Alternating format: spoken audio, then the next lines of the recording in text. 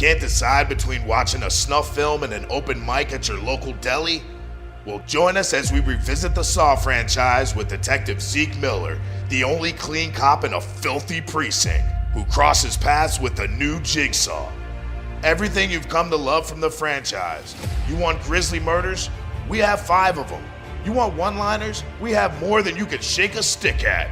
You want an actual cameo from a real actor? We sprung for 15 and a half minutes of Samuel L. Jackson. If you think this mediocre movie franchise can't have its legacy ruined, just hold my beer. Produced by Chris Rock, written by Chris Rock, and starring Chris Rock, we're pretty sure he needs the money. Hey, thanks a lot, Ryan. I'm Javan, and with me is my co-host Eric, and we are both friends of the show. I was lucky enough to be on the show with Ryan and Jason. And on this segment, we're going to be breaking down movies bit by bit, giving you our quick synopsis and some pros and cons about each act of the film. We went and saw Spiral so that you don't have to. Eric, for the first act of the movie, why don't you hit me with the first thing that struck you as a pro about this movie? I wouldn't be able to do that, Javon. There aren't any pros to this movie. All right, well then why don't you start with what your con is for this movie? Chris Rock being in it, every casting decision that was made by whoever made that decision, and the overall feel of this movie is hot garbage. 2 words that I would come to my mind are immediate regret. That's how I felt immediately when watching this movie. Unfortunately, I have to agree with my co-host. Con, Chris Rock, in this movie in a dramatic role, sounding very much like he did in his stand-up. He's the same character he was in everything he's ever done. But he's Zeke Banks this time. Right, an old, ashy Zeke Banks. Let's skip to the middle of the movie. We established that the whole casting for the movie and character setup was awful. Was not ideal. There were areas of opportunity. Let's put this in the we could have done better category. Pros. For the middle of the movie, if you like the killings, there's several of them. I suppose if you can make killings a pro, they have intricate traps that... A little too intricate.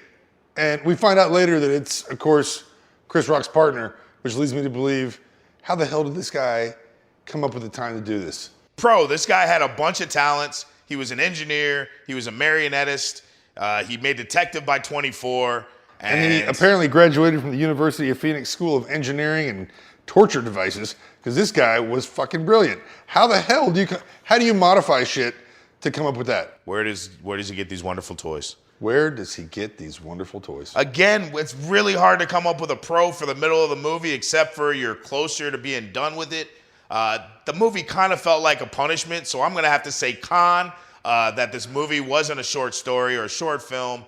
Or how long was this movie? Too long is the answer. Way too long.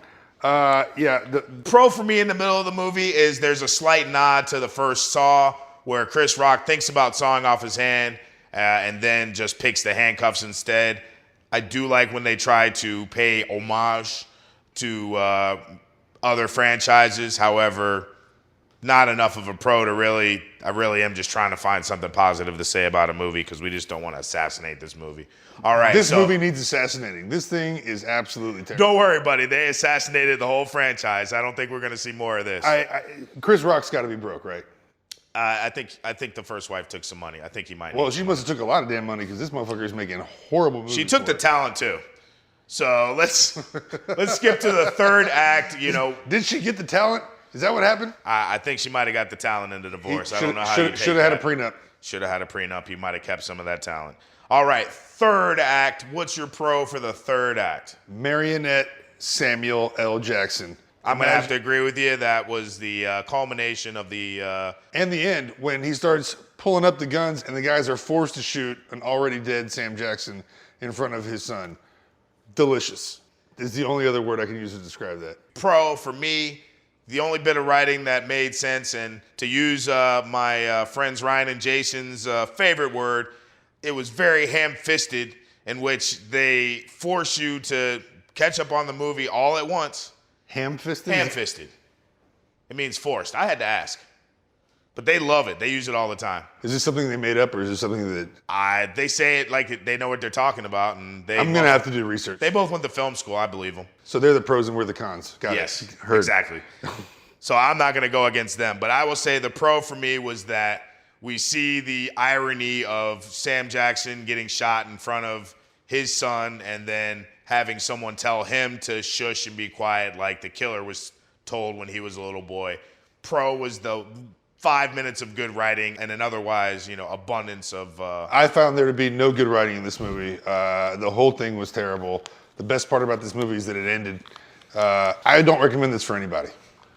I wouldn't make prisoners watch this. I think they would tell you what you needed to know. I think this could be an interrogation tactic because we turned our head away from the movie so many times while we were watching it out of sheer grossness. This movie was the equivalent of that kid in the lunchroom that put the milk in his mashed potatoes with the peas and did that while you're trying to eat. This is pretty much what they did on film for about 90 minutes. So, and some people got paid.